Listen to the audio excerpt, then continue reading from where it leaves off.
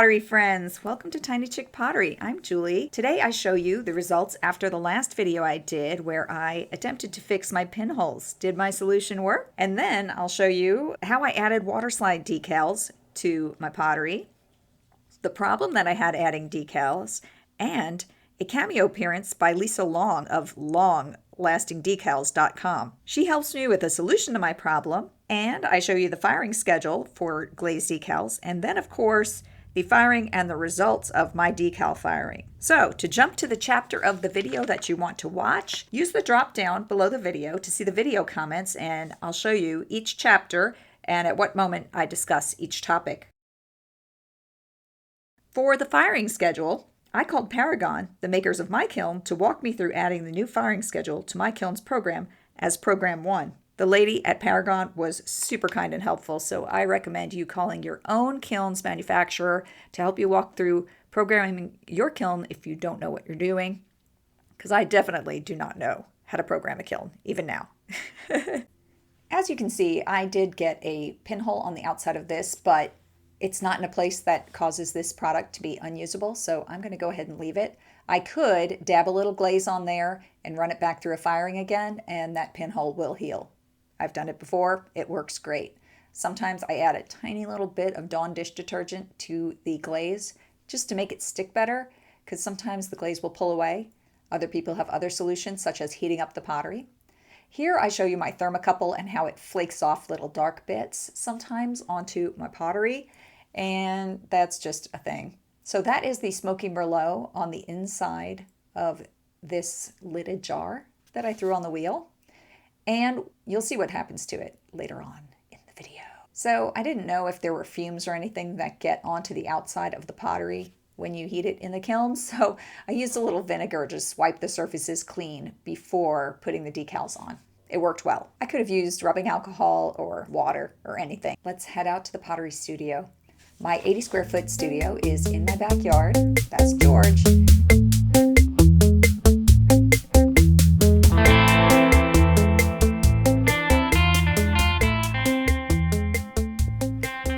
I'm taking out a brand new, never been used before sponge, so I don't get any kind of dirt under the decals. Then get a sip of water, and I use my pan of water to soak my decals. First, I've got to get them cut out as close to the decal as possible, just because I've noticed that the larger decals have more trouble bending around curves. We'll talk about that more later. These glaze decals are sort of transparent, so you do need to put them on a white or light colored background in order to make them visible. If you notice they're all a little bit yellowish, that yellow goes away during the firing process. The firing process takes 4 hours and 15 minutes to run.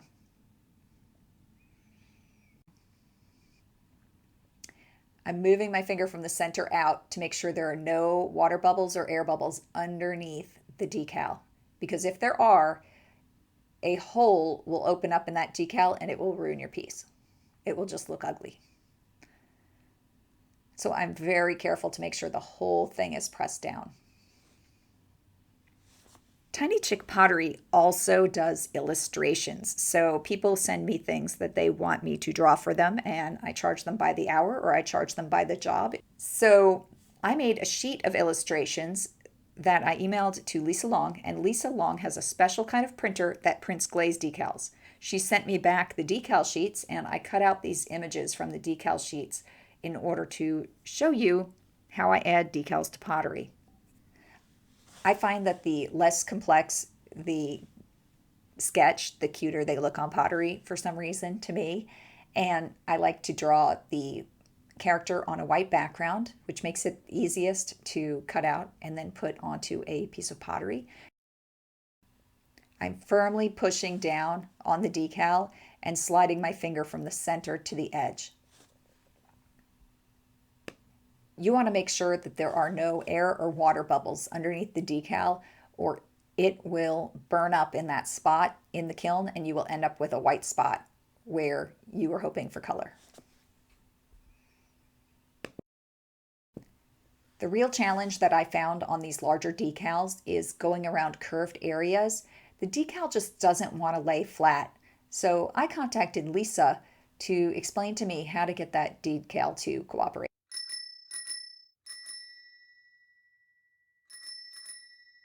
So Lisa, when I put this decal on, it was too large. It was like buckling at the edges, and I tried to push it down, but it's like going around a curve. Is there anything I can do to make it easier when going down a curve to make the decal stick? Yes, if you heat up the decal, it will lay flat when you press it down. So what I like to use, like I've tried using a heat gun, I've tried using a hairdryer, and a hairdryer heats it up just enough that you can just press it flat with your hand or with a squeegee or a rubber rib, and that really helps to like get it to lay flat around the curved edges. So I told everybody that you're not going to be ready to print decals for everybody just yet, but I'm going to give them links to your site so they can come visit and see what you do. And when you're ready, I'm going to let them know to come and get decals from you, okay? Awesome. Thank you so much. Sure. Talk to you soon. Okay. Okay, bye. I was eventually able to push it down, and this decal came out perfectly, despite the fact that I tore it by accident when my finger slipped. I tore the limb of the tree off, and that was horrifying. It all worked out okay, though, because I pushed that right back up into place again, and when it fired, you can't even tell that I had torn it. The reason I wanted to do decals is because I was spending so much time hand painting my pottery that it was just not very cost effective for my customer, and they look absolutely great with these glazed decals. They look so professional, and I don't think there's really any downside. You can put them in the microwave and run them through the dishwasher just like any other piece of glazed pottery. The other upside I have found is that you can draw a really fine line and then print it out of your computer, whereas you can't really draw that level of a fine line. Well, at least I can't. It's a little more challenging. So this is a very professional type looking output.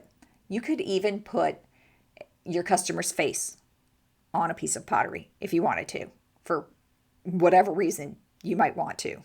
You can actually take photographs. Yes, you can take photographs and put them directly on pottery. How cute is that? Oh, I just love it.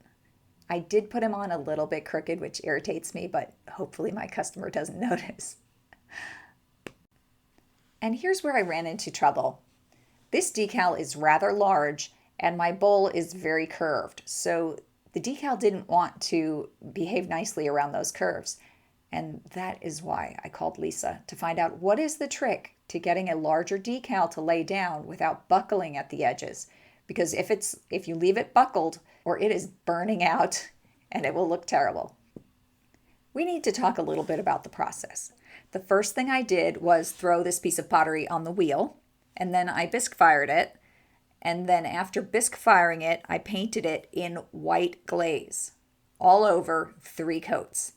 Then I wiped the bottom clean and I put it in the kiln and I ran it to a full cone 5 firing with a 10-minute hold, which it takes it to almost a cone 6. And that is what kind of clay that I'm using. I am using a cone 6 clay. Then I took the decals and put them on top of the glossy pottery, and then it goes into a 3rd firing that takes about 4 hours and 15 minutes. So each of these pieces has to go in the kiln 3 times, and that's a lot. But it's worth it because you get such a beautiful product. Whereas if I hand paint pottery, I can hand paint underglaze on it when it's leather hard, and then put it through the bisque firing, and then I could put a gloss coat on top and then fire it again. Or this process where I do a 3 firings, but it's still quicker labor hours to do a decal than to hand paint. But I'm sure I'll still hand paint things sometimes because it's just fun. So instead of calling Lisa right up front, I decided to trim this decal closer to the chicken so that it would go around the edges easier, which was totally dumb. I should have just called her. Why didn't I call her? Okay, we'll call her now.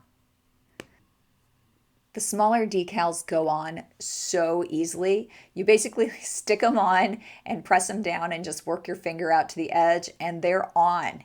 Give it a firm press with the sponge and that decal is on there. Just make sure it's level and it's amazing. The bigger decals though, they want to fight you. Well, I am super happy that Lisa told me the trick to getting decals to lay flat. It's going to make my life so much easier. Just remember to use a blow dryer and not a heat tool because the heat tool will wreck your decal. Either way, the decal process is super enjoyable and I am absolutely in love with this bowl. It's a super addition to your pottery and think about all the ways that you can change up the work that you're doing. You can buy water slide decals that already have designs on them, or by sending your photos or your drawings or whatever to longlastingdesigns.com and have her print them for you when she's ready.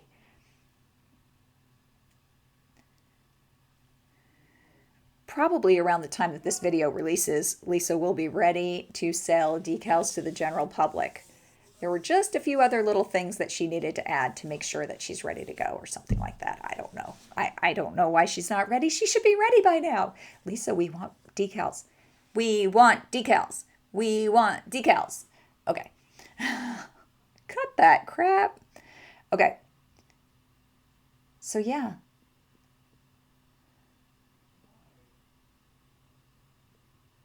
I'm going to be designing decals specially for,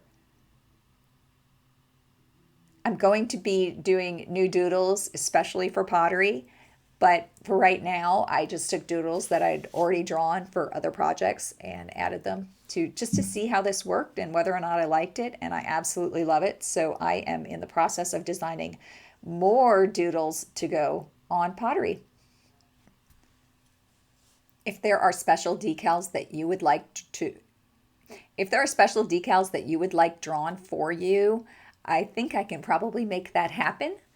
I do commission jobs for people, so we could do a collaboration in which you tell me what you want drawn, I draw it on decals, and then I sell them to everyone. I am not currently licensing my work, so I would sell drawings I did on decals. Do you think that's a great idea? Is there anything that you would have me draw that you would want on a decal? I think that would be a fun area to move into. I could always just easily list the product on my website, Glaze Decals, and ship them out to you. Wouldn't that be cool? They could even have your logo on them. Think about that. We could do logo decals. Yeah! I can't believe I just did that. Anyway.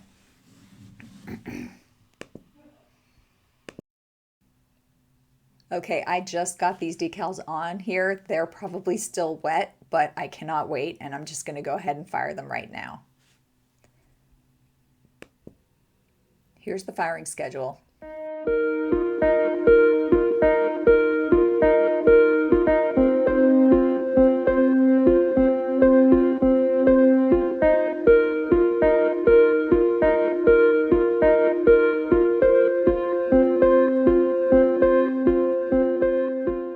There's been a whole lot of discussion lately online about, like, is it cheating to use a decal, or is it cheating to use a mold instead of throwing something on the wheel? And like, what? There's no cheating in art. Look here, I'm using a manufactured mug. Do you know why? Because I like it. It's not cheating to manufacture something. They make mugs really well manufactured. There's nothing wrong with them. If you happen to like things that are handmade better than things that are manufactured, that's fine, but it's not cheating. Hey, look, I made my own tea bag. That's homegrown echinacea tea in there. Probably with lemon balm and lemon verbena. Some things handmade are great, but see how my tea bag's a little wonky? That's kind of how handmade pottery can be sometimes. Anyway, it's good to take a break and kind of relax and just enjoy the moment sometimes.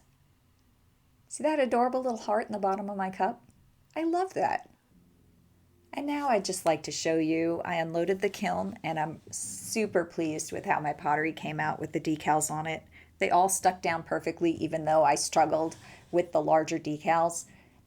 Everything came out great and I'm just overjoyed. So 2 great kiln loads in a row. Yay! So happy. I hope you all have a great day. If you enjoyed this video, would you please be so kind as give me a like on the video? And what do you think about glaze decals? In the comments, do you think glaze decals are as good as hand painting, or are you a hand painting snob? It's okay if you are. I just wanted to say, you guys, your comments are so great and I really enjoy them so much. So I will see you in the comments section. Thanks so much for watching. If you're wondering about some of the different processes for getting designs onto your pottery, this one is a water slide decal that's been glazed on and fired to 1600 degrees. This one is done by dye sublimation. A special kind of a cup is used. A print comes out of a printer with dye sublimation ink, and then it's baked on. It's an interesting process. You should look up how that's done if you're interested. This one has been underglaze painted by me. So you see the differences there? This can have any color background because obviously I'm painting it myself. This one has to have the background color be white wherever the image is. You could paint the whole thing blue except for like a circle, and then in the center of the circle put your decal. This has my adorable doodle of different sleep positions, which is so cute and funny.